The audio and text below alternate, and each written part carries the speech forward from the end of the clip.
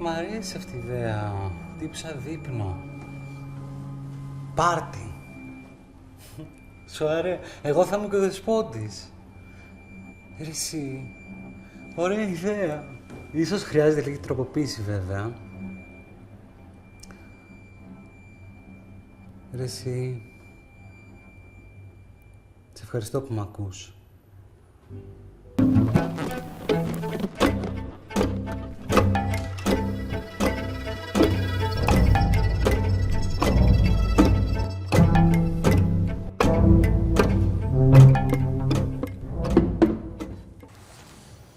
Καλησπέρα σας.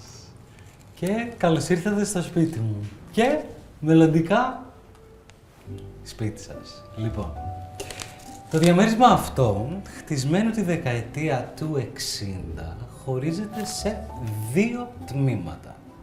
Το φωτεινό, που βρισκόμαστε τώρα, και ακριβώς πίσω σας, το σκοτεινό.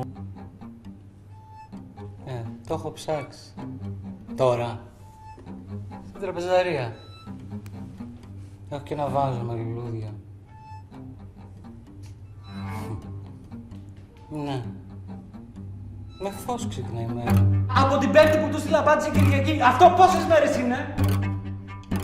2,5 μέρες. Ωραία. Πόσες ώρες είναι οι 2,5 μέρες?